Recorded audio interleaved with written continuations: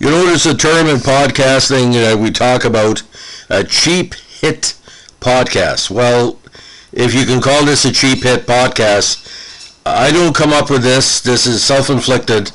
The Toronto Maple Leafs, that disgrace of sports, since pretty well 1967, hit a new level last night, ladies and gentlemen, losing a third straight game to the Montreal Canadiens, what was their rival many years ago before the Leafs killed the rivalry.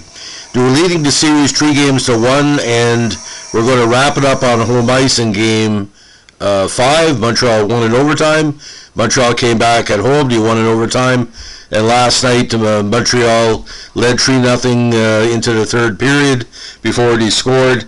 Montreal led for 11 straight periods in the series to move on to the quarterfinals from the Canadian division.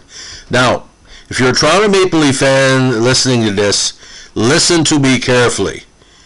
Give it up. Burn your uniform. Get a voodoo princess. Basically ask for forgiveness from whatever religion you're part of, be it Buddha, Baha'i, Catholic, Protestant, Jewish, Muslim. You're losers. You're cultists. Any fool that takes up for the Toronto Maple Leafs after what your franchise has done over the last number of years. Now let's put it in perspective. Only one playoff series win in 17 years. 54 years since your last cup. You've been inconsistent other than a 5-year stretch in the 70s, 80s, and early 90s. You have no stars. You have no respect. Your fans are delusional. You're paying upwards of $4,000 to $10,000 a ticket to go see them win the regular season like they did this year and lose in the playoffs. The sign of a great team is to win in the playoffs. You have to win something. Montreal has made the semifinals in the last number of years a few times, but they're a quarterfinal team. That means you win at least one series. They're probably not going to win the cup this year. I don't think they can beat Winnipeg because Winnipeg bet Connor McDavid and the Oilers. But if you watch the last 3 games, ladies and gentlemen, Toronto had every opportunity to win that. They fell behind by 2 goals, 3 goals, and 2 goals in consecutive games. Now, Toronto didn't play Carey Price for the majority of the games in the regular season because he was injured. Jake Allen's a good goalie, a very solid backup. No disrespecting him. I'm not going to put down a fellow New Brunswicker. But Carey Price is a real deal. He's played for Team Canada. He's played at a highest level for any, and possibly one of the best Aboriginal hockey players of the last 40 years, no doubt. And Carey never freaked out when he won. You saw him in the interviews after the game. But the sicko fans at Sportsnet, you would think that somebody died. Like, the big story of the week is the fact is that TSN gave regular coverage to the series, and they did a good job with it. But Sportsnet, that old dog, and all a bunch of craziness, I mean, it just makes absolutely no sense. Anybody knows, like, it's like this. If you go to a bar, there's a 150-pound person in the bar that's been beaten up 40 times in the last year because he's looking to take on a college student or a sports player. It gets the living shit kicked out of him and still comes back. Like I said, what Toronto's got to do is either change the name of the franchise or not say fold it, but get something new. You got players like Austin Matthews on that team who was great in the regular season. He did absolutely nothing in the playoffs. Where did this come from? They think they're going to win something, thinking it is not doing it, ladies and gentlemen.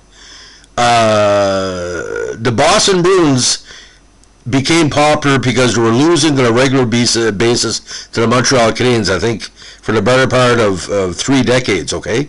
Dating back to the Bobby Orr era. It only wrapped up in the 80s, early 90s.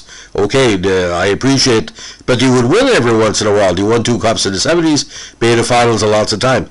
Like I said, there's only been, I think, 7 basic opportunities over the last 54 years for Toronto to get a sniff of the semifinals, and I think there was 4 times, I don't know, 7 they got it. Montreal has a whole bunch of young players. They've been winners on different levels.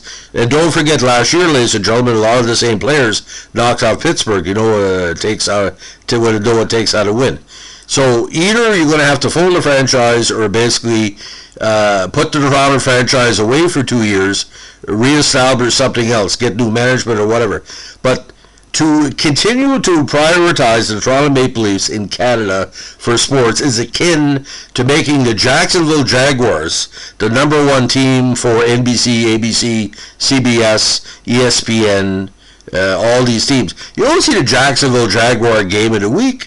You see Green Bay or Dallas or the 49ers or the Patriots or the Chiefs or the Jets. You don't see the Jaguars. They are the Jacksonville Jaguars of the NHL. You'd be mental. Any corporate structure would think that Toronto does anything but fuck it up. Invest your money someplace else. But like I said, even the Raptors, despite all their faults, won. They got the right players and they won. That's good. They brought in players that knew how to win. Anyway, this is the Cheap Head Podcast. If you don't like what I'm saying, look in the mirror, because any negative comments you're going to put is going to be deleted anyway. Why don't you just listen to this, look in the mirror and say to myself this mantra: I want to win. You cannot win with Toronto Maple Leafs. Pick another team. Pick Calgary, pick Edmonton, pick William Corey in the Vegas Golden Knights. William, my fellow extended family member, to take up for the Islanders. Take up for Boston. Celebrate what Toronto used to do back in the 40s. There was a time, ladies and gentlemen, that Toronto was the best team in the 1940s. It's true. 1950s, not bad as well. 1960s, they weren't the best in the 60s, but close, with 4 cups. That should be celebrated. Go into the archives and celebrate those players. Forget it. You're not going to win anything ever again. You're never going to play Montreal ever again unless you had every chance to knock off Montreal, and you blew it. You blew it. Anyway, if you don't like what I said, too bad. Reality is not a friend of yours, but if you do like what I said and think I said the right thing, let me know. Give us a like, comment, or subscribe.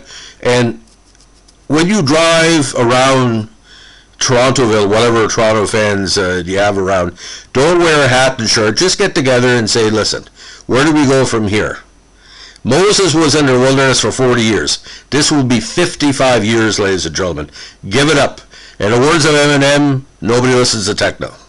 Have a good day. Bye.